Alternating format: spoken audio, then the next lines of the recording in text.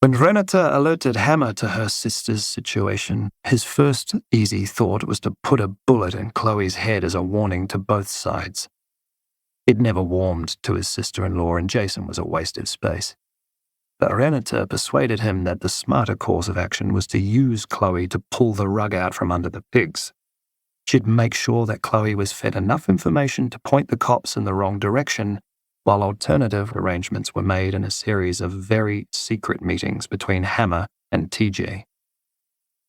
Nearly a ton of high-grade crystal meth, hidden in a container of heavy farm machinery, was thus quietly delivered to another part of the port, loaded on a semi-trailer, driven overnight to Wellington, then rerouted back up the North Island for final delivery to a big disused agricultural shed in Tamaki. There the container was opened and emptied. Hundreds of convenient half-kilo packs were retrieved from behind the false walls of the container and parceled out to be distributed throughout the country by a network of gang-associated dealers. By the time Spud was explaining to his superiors why so much money had been spent on an operation that had got it so wrong, one of the largest single shipments of pea to hit the streets of Aotearoa at one time was being sold from Kaitaia to Bluff, and the Reapers and Knights were in for a spectacular windfall. The gang holiday in Fiji went ahead. It was a great success, especially when it served as a smokescreen for Hammer's very secret meeting with a local exporter of coconut, vanilla, and other Pacific Island-based produce to Australia.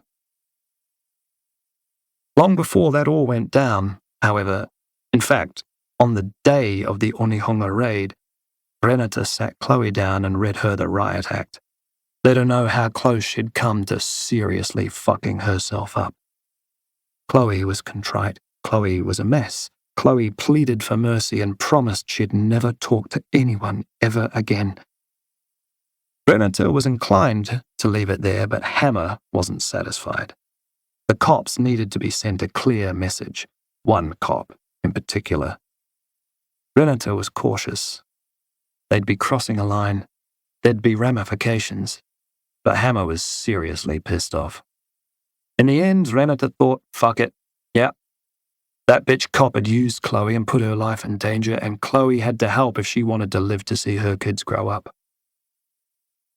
Faced with these options, Kloe gave up Honey's address with only the briefest hesitation. Traditionally, police and gangs kept a wary, even respectful distance from each other. A good number of them were as likely as not to be cousins, at least. The cops were generally unfussed about the gangs applying violence to each other, as long as innocent bystanders weren't hurt. It kept them occupied and stopped any one gang from gaining too much power. In turn, the gangs avoided the hassle of attacking police, knowing the hellfire retribution that would undoubtedly follow. So, when Honey returned from the debrief following the Onehunga debacle and was assaulted in her own home, interrogated and left for dead, it signaled a dramatic shift in police-gang relations. And while she was in hospital with her intestines leaking into her abdominal cavity, it was finally dawning on the police that the Reapers weren't just ignoring the rules. They were playing a whole different game.